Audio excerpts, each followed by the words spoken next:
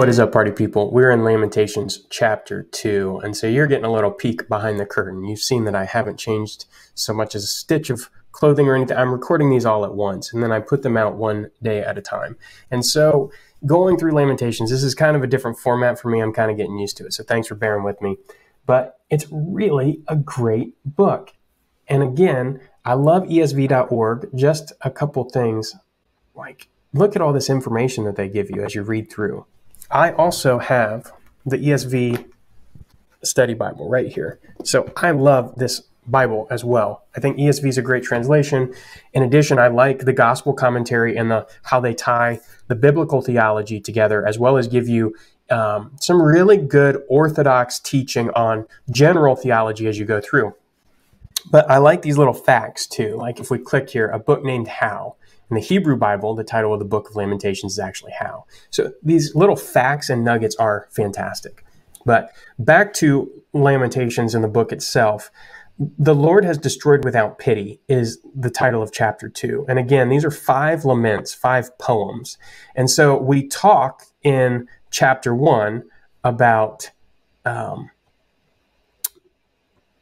difference between Lamentations and Job, and how basically this is being attributed to the sin of Israel. So in chapter 2, it's talking about righteous destruction, the fact that God is in the right to do this to Israel. So again, we're going to read some verses here and go through it. How the Lord in his anger has set the daughter of Zion under a cloud. He has cast down from heaven to earth the splendor of Israel. He has not remembered his footstool in the day of his anger. So starting off pretty strong. God's wrath on full display here. The Lord is angry. That's a way that they're expressing what's happening here.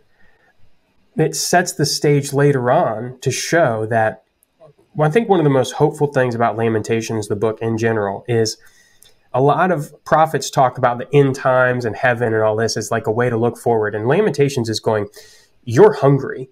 You're at war. There are people dying in the streets around you. Thinking about some future far off relief might not be what you need right now. You might need to remember that God is enough for you today and tomorrow. He's your daily portion, and that's enough. And we'll get to this in chapter 5 again, but you'll see this theme of, there's hope in the future, and there's asking for hope. There's asking for relief, but there's not a lot of reference to like heaven or Zion or any of these ideas. It's really just, please give us your presence today. That's good enough. So that's kind of set up there. Verse 7 is, let's go down here. The Lord has scorned his altar, disowned his sanctuary. He's delivered into the hand of the enemy the walls of her palaces. They raised a clamor in the house of the Lord as on the day of festival. So as we look here, 2:7, 2:8, the Lord determined, right?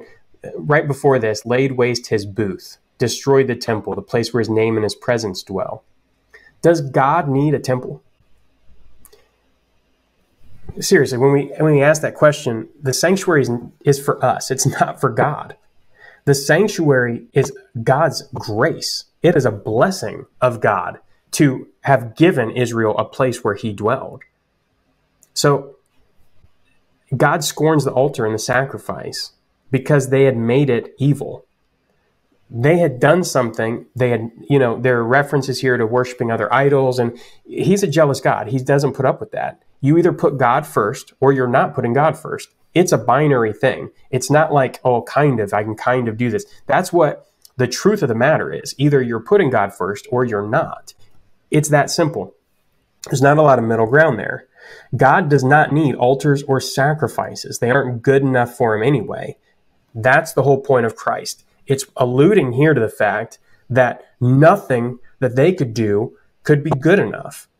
Now, in this particular instance, there are specific sins that they were doing, right, that are causing the sullying of the temple, this kind of thing. But at the end of the day, we go back to the story of Abraham. God provided the sheep or the wild ram then. God had to provide the Christ for us. That's it. In verse 12, there's more powerful symbolism. They cry to their mothers, "Where is bread and wine?" as they faint like a wounded man in the streets of the city, as their life is poured out on their mother's bosom. I mean, literally starving in the streets. So there's bread and wine. Their life is poured out. Bread and wine as symbols of sustenance. And so when we look at this, again, there is this symbolism that's later used by Jesus as the true, as being the bread and wine. His body, his blood is what sustains us. And when we go back, this is one thing that I think we get recently been really trying to incorporate the truth of things when you see them. This is something I think Eastern Orthodox does very well, is see the symbolism through Genesis all the way through. The original sacrifice of the animals in the garden, God doing that to give to Adam and Eve something that's going to help them be sustained. That God has been sustaining the creation of the world through Christ since the beginning. It's going to continue to be sustained through him. And Jesus is the true bread and wine that sustains. Now here, even in their desperation, it's still alluding to this idea that no matter what in this, there's always going to be bread and wine that's needed for our sustainment. I just thought that was crazy tucked away in here. Verse 14, your prophets have seen for you false and deceptive visions. They have not exposed your iniquity to restore your fortunes, but have seen for you oracles that are false and misleading. The prophets are seeing false and deceptive visions. They're trying to save face for the people instead of confronting the evil and the sin and naming it what God names it, which is rebellion. That's the point. The things that they were doing as a nation that were evil need to be named, and they need to be named the way God names them. These prophets and priests are not doing that. The prophets have seen for you false and deceptive visions. They're not telling the people the truth. They're not getting to the heart of the matter. That's prolonging misery. Oftentimes, this is mixed in with practical advice. There's practical advice mixed in with symbolic language. And this is a very practical thing, though. If you're not being honest about what's wrong and what you need to repent for, it's not going to change. It's that simple. All right, so we have verse 20. Look, O Lord, and see, with whom have you dealt thus? Should women eat the fruit of their womb, the children of their tender care? Should priest and prophet be killed in the sanctuary of the Lord? So women eating the fruit of their womb. Symbolism,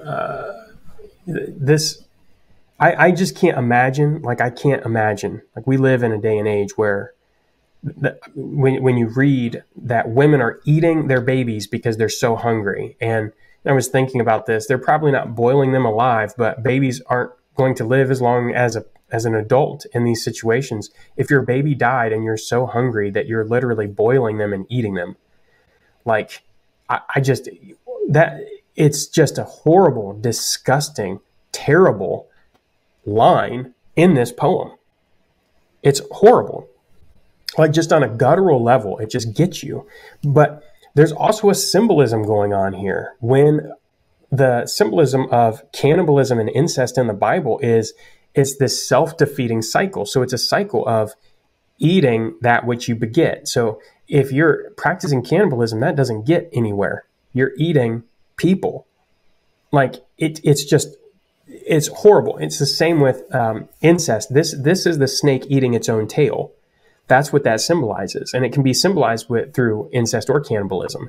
But I mean, just a horrible, horrible thing that's happening here. And it just shows, that these sins that Israel, nations sinning can lead to horrible, terrible consequences. We see this in the world all around us right now.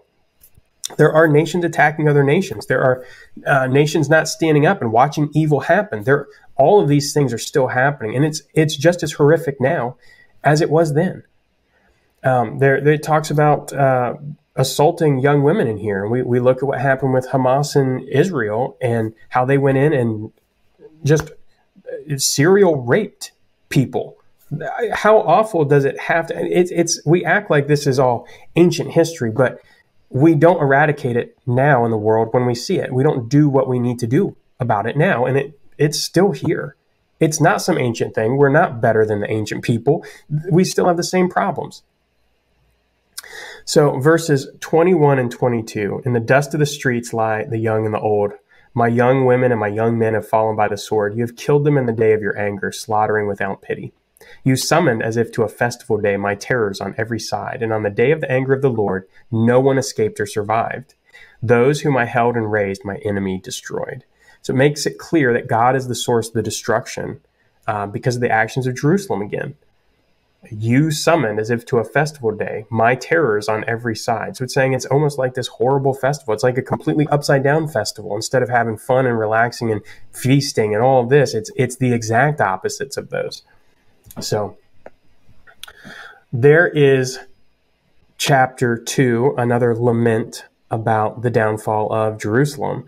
So again, we see that, the Lord in his anger, that he's withheld his presence because of sin, that the people aren't dealing with it appropriately. The prophets and priests aren't naming it appropriately, that it's going on. It's gotten to the point where women are eating their own babies because they don't have food. That just shows how horrible and destitute and broken it down. And it makes it clear that God is the source of this destruction and that it is meant to discipline a nation.